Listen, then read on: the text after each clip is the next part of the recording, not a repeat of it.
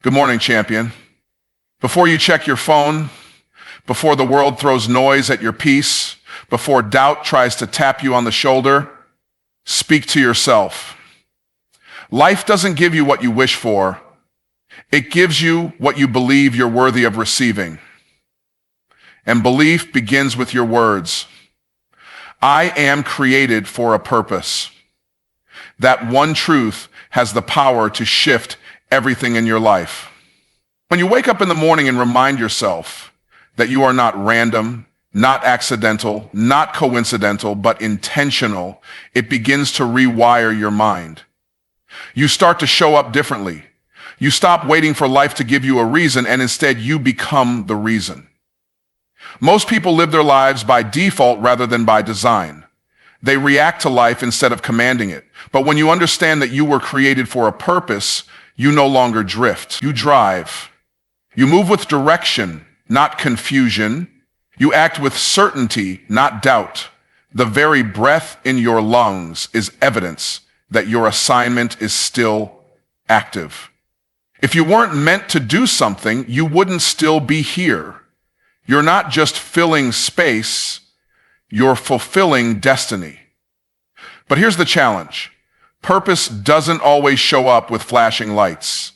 It's often hidden in problems, buried in responsibility, or disguised as inconvenience. Most people miss their purpose because it doesn't look like what they expected. They're waiting for stages, but purpose often begins in silence. It shows up in how you treat your family, how you show up to your job, how you carry yourself when nobody's watching. You were designed to solve a problem. That's why your gifts exist. That's why your passion burns. That's why your heart breaks over certain things. It's not a mistake. It's a divine indicator pointing you toward purpose. You don't have to create purpose, you have to discover it. Purpose is the intersection between who you are, what you've survived, and what you're called to build. It's not about impressing people, it's about impacting lives. It's not about chasing money, it's about creating value. And when you focus on fulfilling your purpose, the money follows, the influence follows, the peace follows. Because purpose aligns your priorities. It tells you what to say yes to and what to say no to. It gives you a reason to get up and a reason to push through. Most people think purpose is some big mission far off in the future, but purpose is not someday. Purpose is today. It's in every choice you make. It's in the way you think, the way you speak, the way you show up. It's not just in your calling, it's in your character. If you can't be trusted with a small purpose, you won't be trusted with a big one. People want purpose to elevate them, but real purpose humbles you. It reminds you that your life is not your own. You are here to serve, to build, to multiply, to steward what was given to you. That's why life feels empty when you live only for yourself. Fulfillment doesn't come from selfishness, it comes from purpose. You weren't created to fit in. You were created to stand out, to disrupt, to transform something. There's a piece of the world that won't be whole until you do what you were born to do. There's a generation that won't rise until you take your place. You're not just living, you're planting legacy. But legacy isn't built by accident. It's built by alignment. When you wake up every day and remind yourself, I am created for a purpose, you begin to live with urgency. You stop playing small. You stop hiding behind excuses. You stop asking for permission. You realize that purpose is not a bonus, it's your birthright. You weren't made to wander, you were made to walk with clarity, and clarity comes from the Creator. When you align with that truth, your confidence changes. Your voice changes. Your energy changes. Because you're no longer trying to find meaning, you're walking in it. I have everything I need to win today. That statement is not just motivational, it's foundational. Most people wake up thinking about what they lack, what they wish they had, or what's missing in their life. They start their day from a position of deficiency instead of abundance. But when you declare that you already have what you need, you activate a mindset of resourcefulness. You start scanning your life for tools, for strategies, for assets that are already in your hands. Winning doesn't come from having more. It comes from using what you've already been given with wisdom, faith, and precision. You might not have everything you want yet, but you have what you need to take the next step. You have knowledge. You have experience. You have the memory of every obstacle you've ever overcome. You have breath in your lungs, strength in your body, and purpose in your soul. The problem is not the absence of resources, it's the absence of recognition. You haven't taken time to realize that what you're waiting for is already within reach. Most people are so focused on what's next that they ignore what's now. You don't need the perfect setup to win.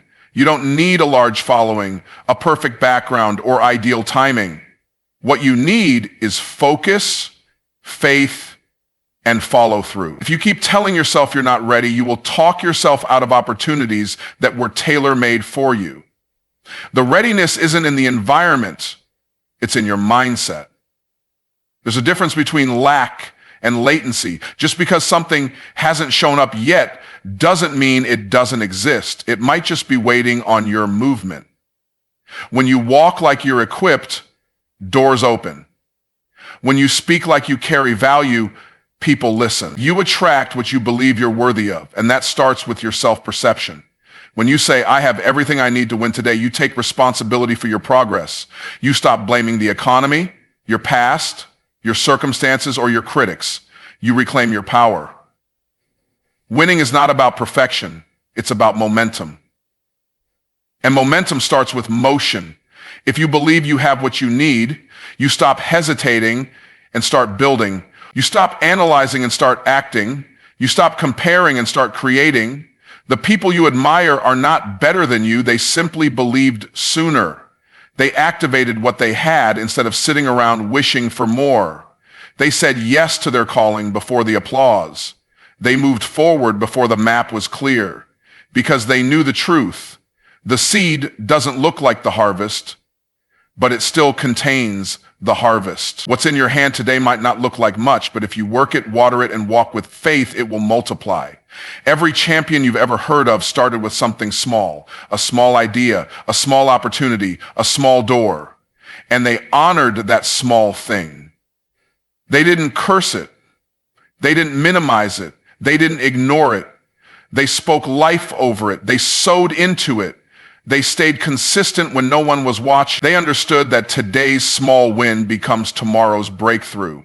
But you can't win with what you refuse to recognize. You've got to open your eyes and see what's already around you. Look at your relationships. Look at your experience. Look at the knowledge you've gathered. Look at the challenges that shaped you. These aren't just memories. They're muscles.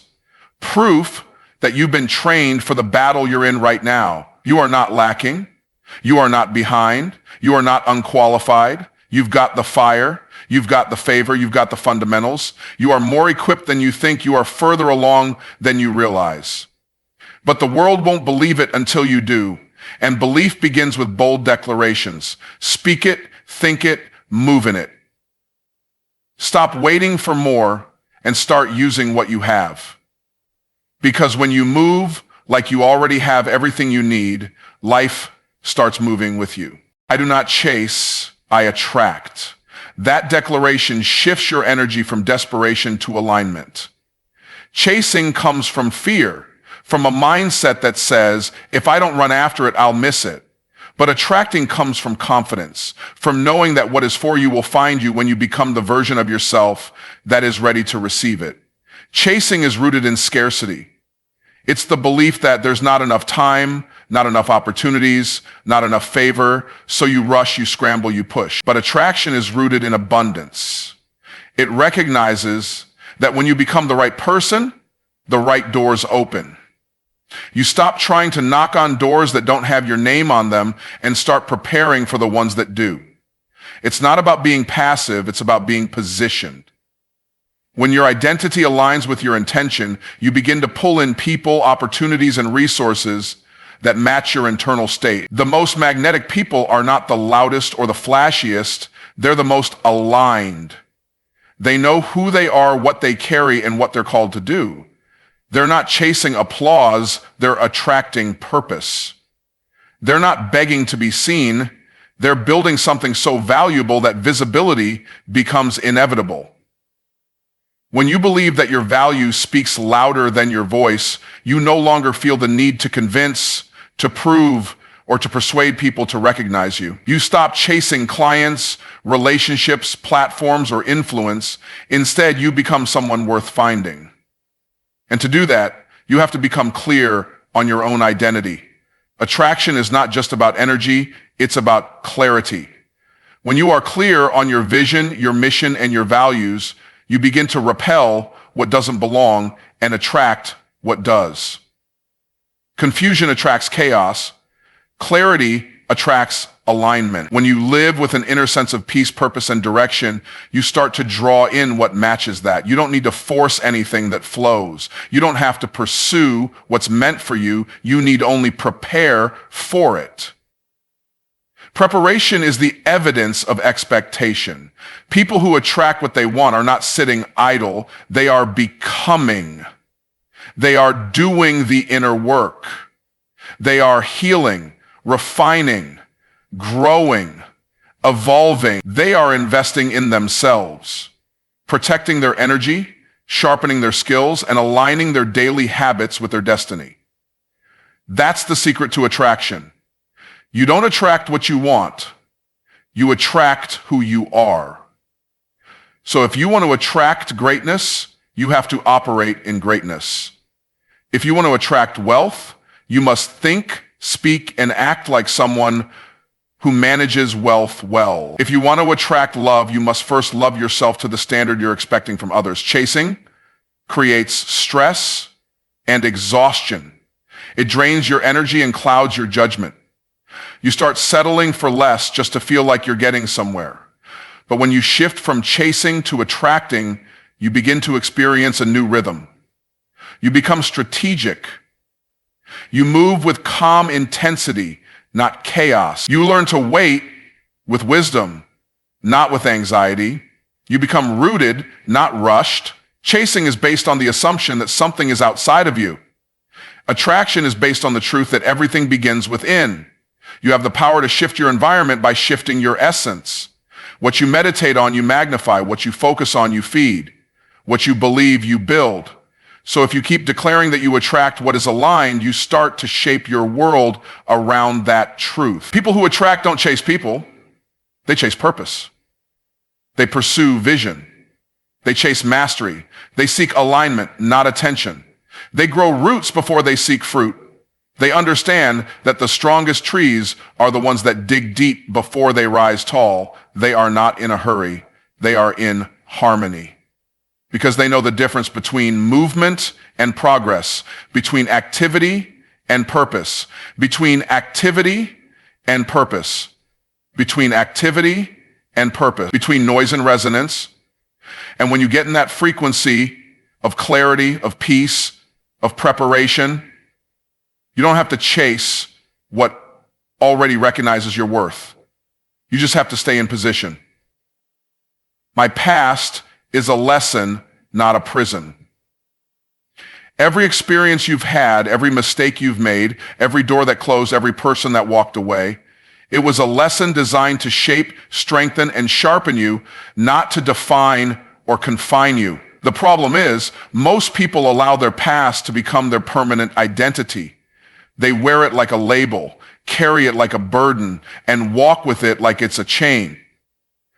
But the past is not your sentence. It's your schooling. It's where you were tested, not where you were terminated. You are not your failures, not your trauma, not your regret.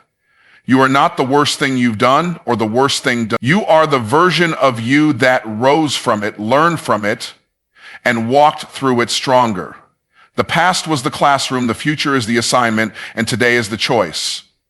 If you keep looking backwards, you'll miss what's ahead. That's why rearview mirrors are small and windshields are large, because where you're going is greater than where you've been. But you'll never get there if you keep rewinding the same scene in your mind, rehearsing the same pain, reliving the same guilt. At some point, you have to turn the page, not because the past didn't matter, but because your purpose matters more. Growth doesn't happen by denying what happened, but by deciding what it means. You get to choose the meaning you assign to your story. You can look at that pain and call it the reason you quit, or you can call it the reason you rise. You can let that failure convince you you're unworthy, or you can let it teach you what not to do next time. Lessons are only learned when we reflect without shame and remember without punishment. There are people who will try to keep you in your past because that's where they're most comfortable seeing you. They remember the version of you that didn't know better, that doubted yourself, that didn't yet discover your power. But you don't owe anyone consistency with your former self. You have permission to evolve, to grow, to shift, to become. Transformation requires you to leave behind identities that were built on survival, habits that were born from brokenness, and beliefs that were passed down but never examined. The past was real, but it's not your reality anymore. You're not trapped unless you agree to stay trapped. You're not limited unless you decide to stay limited. Your mind is the gate. Your agreement is the key. Some of your greatest wisdom didn't come from success. It came from struggle. Some of your greatest clarity didn't come from comfort. It came from chaos. You learned what matters by losing what didn't. You found out who you are when people tried to tell you who you weren't. You discovered your voice when silence no longer served you. All of it was working for you, not against you. Even the breakdowns were building blocks. Even the delays were part of the design. The moments that hurt the most taught you how to heal. The people who disappointed you trained you to set boundaries. The opportunities that passed you by prepared you to appreciate the ones coming now. The past can be a prison if you let it be, but it can also be the platform you build from. It's the roots beneath your foundation. It's not where your story ends, it's where your strength began. Every tear, every detour, every dead end added depth to your wisdom. You didn't just survive your past, you were shaped by it. But now it's your responsibility to use it, to stand on it, not sit in it, to carry the lesson, not the weight. You didn't come this far to keep circling the same memories. You came this far to lead others out of the same darkness you escaped. You came this far to turn what tried to destroy you into the very reason you're destined to build. I am not my emotions. I am the master of my emotions. This truth is one of the most powerful keys to self-leadership. Most people live at the mercy of their feelings. If they feel tired, they don't move. If they feel discouraged, they quit. If they feel afraid, they retreat.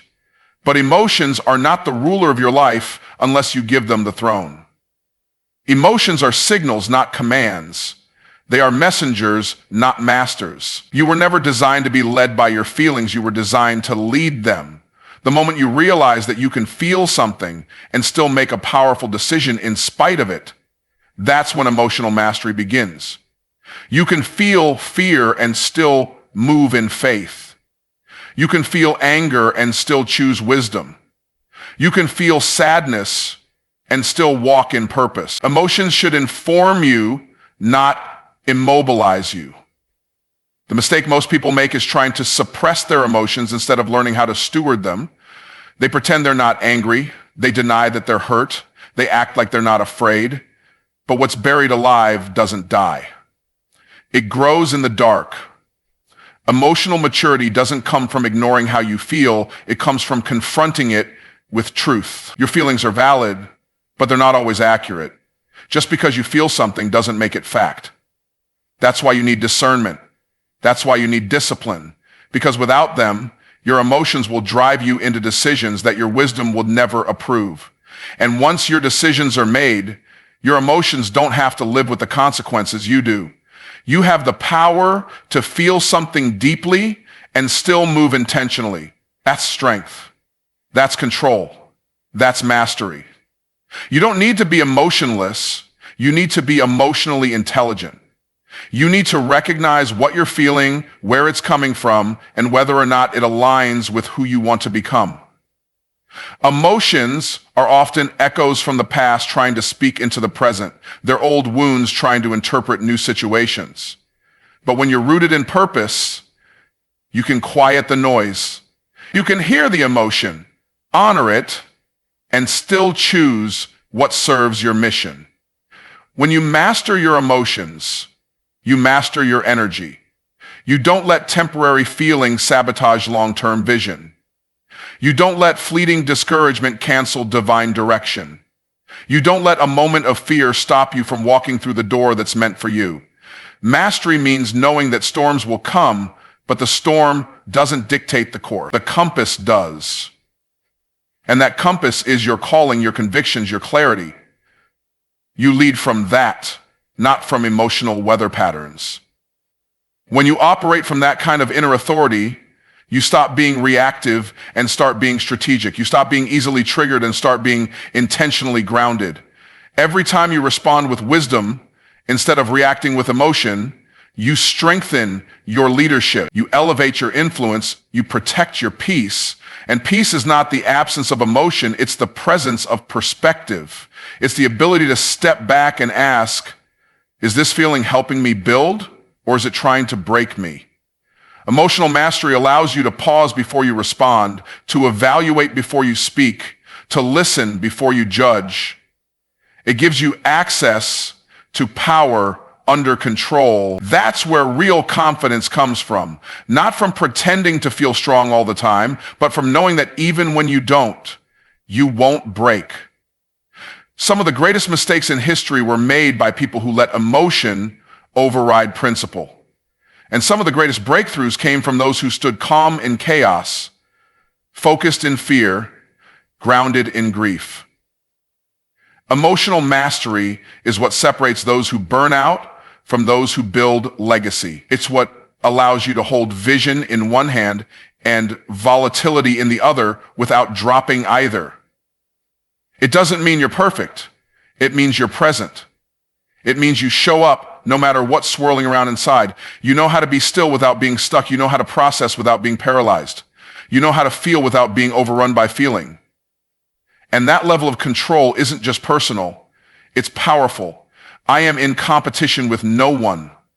I am running my own race. The moment you grasp this truth is the moment you start living with peace, purpose, and power. Comparison is one of the most destructive habits you can carry because it shifts your attention from your path to someone else's. It's a silent thief of joy, progress, and clarity. When you constantly compare your journey to someone else's highlight reel, you sabotage your own process. You start measuring your worth by their results. You start measuring by their milestones, your value by their validation. But your assignment is custom built for you. And trying to run someone else's race will only leave you exhausted and unfulfilled. Every person is working with a different set of tools, talents, timelines, and tests. What they're called to build may not require what you're called to carry. What they're harvesting may be the result of seeds planted long before you even began. And what looks like overnight success is often the product of years of unseen sacrifice. When you're focused on their lane, you miss the opportunities in your own. You overlook what's already working, what's already growing, what's already increasing.